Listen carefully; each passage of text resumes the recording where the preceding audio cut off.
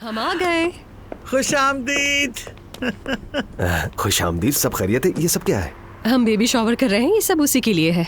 अच्छा, मुबारक हो। आए, पता है हमारा वेटर बीमार हो गया और कोई नया बंदा उसकी जगह मिल ही नहीं रहा।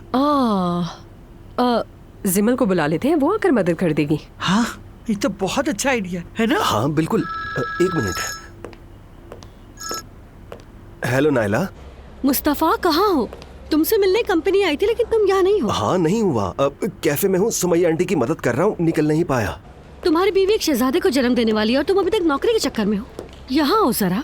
क्या हुआ नायला, तुम कंपनी में क्यों आई हो? वो मुझे तुमसे कुछ बात करनी थी। ठीक है तो कॉल पर कह दो। एक नेकी के काम के लिए खाने का इंतजाम करना है, पैसे चाहिए थे।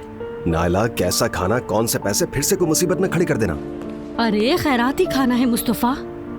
नहीं हो सकता नायला, एक बार तुमने पैसे निकाले, मैंने बोर्ड खरीदी, बस खत्म। बाबा से दोबारा बात नहीं कर सकता इस मामले में। ठीक है मुस्तफा, तुम बस वेटर बने रहो। अच्छा? या अल्लाह, उफ, कहाँ से लाऊं मैं ये पैसे? नायला, क्या हाल है बहन? ठीक हूँ, मुस्तफा से मिलने आई थी मगर वो बावर्ची बनने में मसरूफ है। वैसे उसका ये बावर्ची बनने का क्या चक्कर है? मर्द को जेब देता है क्या? लगता है उसे अभी तक ये समझ ही नहीं कि वो अमीर है। हाँ बस यही मसला है, समझता ही नहीं वो। हाँ, और तुम तो यूं ही नहीं आती, कोई खास बात है? हाँ, एक खैराती काम के लिए कुछ पैसे चाहिए थे मुझे। अच्छा, पैसों की जरूरत है? क्या कर्जा ले लूं किसी से? फिर वापस कैसे करोगी?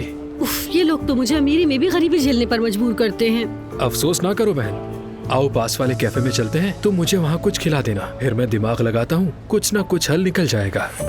ठीक है, चलो। चलो चलें।